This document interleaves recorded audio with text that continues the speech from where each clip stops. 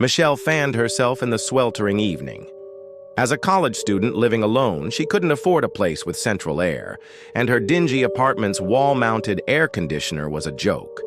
The best she could accomplish was to open all the windows and hope for a breeze. Her favorite sitcom had finished, and the local news had come on. "Police are continuing their search for the Midtown butcher," the announcer said with an appropriately sad face. "He's killed 6 women so far, all in their early 20s, all in home invasions. Investigators believe he first gains control of his victims at gunpoint and then..." She turned the TV off. Nothing interesting to watch. With a sigh, she pulled herself off the couch and trudged to the bathroom. She turned on the shower and doffed her clothes. After the water warmed to a reasonable temperature, she adjusted it to be a little colder than usual. She stepped in and let the refreshing water wash over her. It coruscated down her body in rivulets of relief from the sticky heat she had endured all day.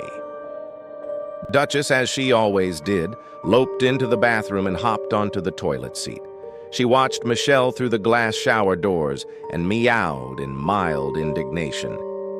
"Yes, I know," Michelle said apologetically. Duchess meowed again.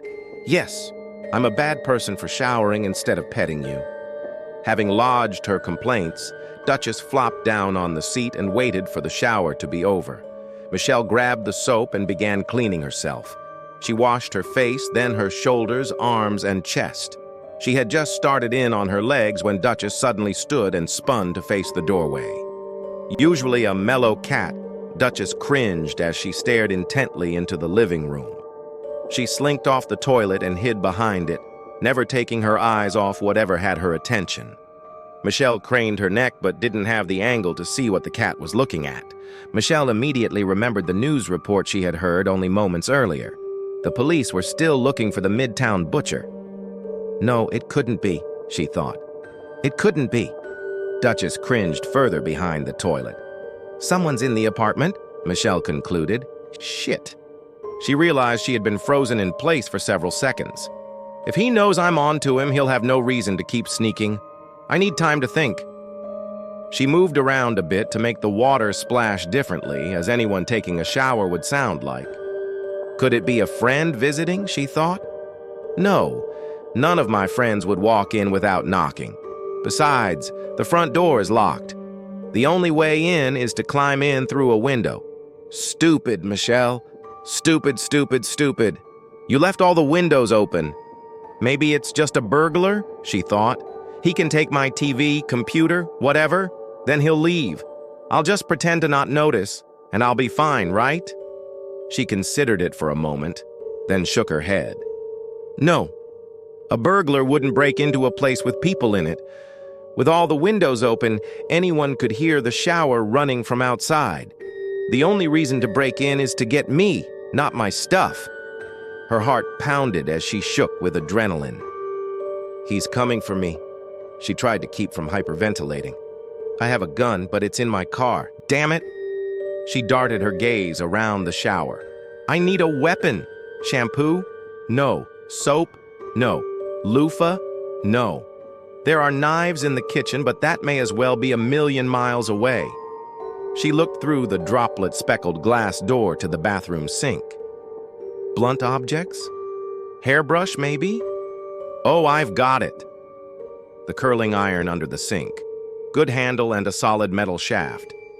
I could do some damage with that. A shadow flitted across the doorway. A surge of terror gripped her so hard she could barely breathe. He's coming. Now. I don't have time to get to the curling iron. He'll have a gun and it'll be pointed at me. He could kill me with the twitch of a finger. Her mind raced. I'm naked and unarmed in a shower. I'm small and I'm a woman. He won't expect me to fight back. He'll expect me to give up and let him do what he wants. That'll buy me a few seconds. First thing he'll do is tie me up or put me in handcuffs. I have to act before that or it'll all be over. She looked down at her body. I'm wet and slippery. Maybe I can run past him and make a break for it? No. Too risky. He might just shoot me. The gun came through the doorway first, followed by the arms of the man holding it. He used a two-handed grip while keeping his arms parallel to the ground. Michelle abandoned hope of it being a misunderstanding. He knows how to hold a gun, she thought, and how to walk with one drawn. He's moving very slowly to keep me from noticing.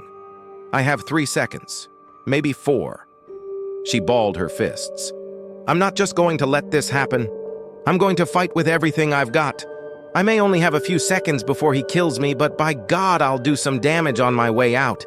Maybe he'll be surprised enough for me to escape. Either way, he definitely won't get what he came for. The man pivoted around the corner and pointed his gun at her chest. She had never seen him before in her life. He was young and physically fit. She might have considered him handsome under different circumstances. He looked nervous even though he had every possible advantage. They locked eyes. The glass shower doors, she thought. I'll break the glass with my elbow and try to grab a shard. It'll cut my arm to ribbons, but it's better than fist-fighting an armed man who outweighs me by 50 pounds. She summoned all her courage and cocked her arm as the man approached the shower.